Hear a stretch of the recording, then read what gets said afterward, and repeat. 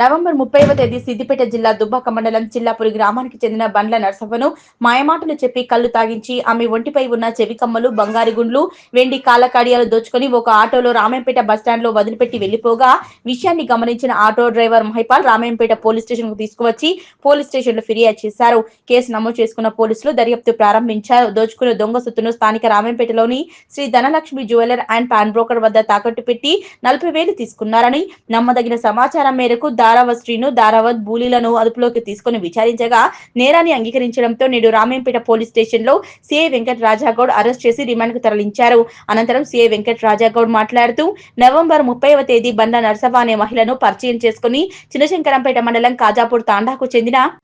దారావత్ శ్రీనివాస్, దారావత్ బూలీలు కళ్లు తాగించి వంటిపై ఉన్న బంగారు గుండ్లు, చెవికమ్మలతో పాటు వెండి కాళ్ళ కడియాలు దోచుకున్నారని, వాటిని రామాయంపేటలోని జ్యువెలరీ షాప్ లో తాకట్టు పెట్టి 40,000 రూపాయలు తీసుకున్నారని నమ్మదగిన సమాచారం మేరకు వారి వద్ద నుంచి వారినిద్దరిని అదుపులోకి తీసుకుని విచారించగా నేరం అంగీకరించడంతో 30,000 రూపాయల నగదుతో పాటు బంగారు గుండు, చెవికమ్మలు, వెండి కాళ్ళ కడియాలు వస్తువులను స్వాధీనం చేసుకుని నిందితులను అరెస్ట్ చేసి రిమాండ్ కు తరలించినట్లు తెలిపారు. కేసుకు సంబంధించిన మహిళలకు సహకరించిన పోలీస్ స్టేషన్ లో ఫిర్యాదు చేసేందుకు వచ్చిన ఆటో డ్రైవర్ మహిపాల్ ను సీఐ వెంకట్ రాజాగౌడ్ అభినందించారు. ఈ ప్రెస్ మీట్ 30వ తారీఖు నాడు, గత నెల 30వ తారీఖు నాడు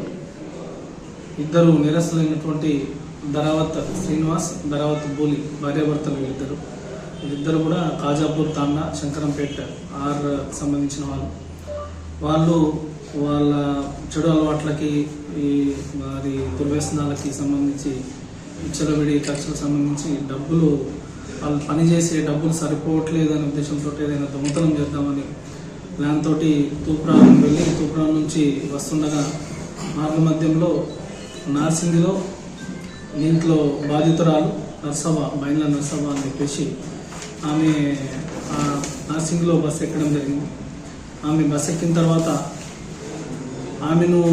దగ్గర ఉన్న బంగారు వస్తువులు ఇవన్నీ చూసి బంగారు గుండ్లు,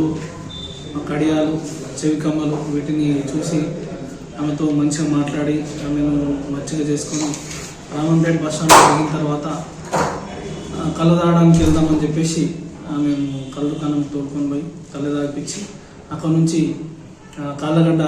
రామాయంపేట శివారు ప్రాంతంలోని కాళ్ళగడ్డ ప్రాంతానికి తీసుకొని వెళ్ళి అక్కడ బెదిరించి ఆమె దగ్గర నుంచి గుండ్లు, బంగారు గుండ్లు, కాళ్ళ కడియాలు, చెవికమ్మలు దొంగలించుకొని ఆమెని ఒక ఆటోలో బస్ స్టాండ్ దగ్గర డ్రాప్ చేసి అక్కడ నుంచి పారిపోయినారు. పారిపోయిన తర్వాత ఆ ఆటో డ్రైవర్ అయినటువంటి మహిపాల్ నాకు సమాచారం ఇవ్వడం జరిగింది. ఇట్లా ఎవరు అనుమానాస్పదంగా ఉన్నారు, ఈమెను ఇట్లా డ్రాప్ చేసి వెళ్ళిపోయిన సమాచారం ఇస్తే ఎవరైతే వాళ్ళ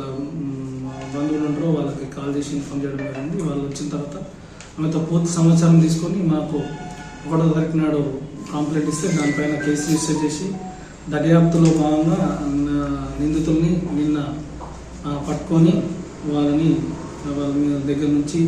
ఏదైతే చోరీ సొత్తు ఉందో అది బంగారు గుండ్లు, కడియాలు, చెవికమ్మలు, అదేవిధంగా 40,000 రూపాయలు ప్రాన్ బ్రోకర్ నుంచి తీసుకున్న 40,000 రూపాయల నుంచి 30,000 రూపాయలు కూడా వాళ్ళ దగ్గర నుంచి రికవరీ చేసి సీజ్ చేయడం జరిగింది. ఈరోజు ఆ ఇద్దరు నిందితులను కూడా కోర్టులో ప్రొడ్యూస్ చేసి రిమాండ్ తరలించాం. వీళ్ళని పట్టుకున్నది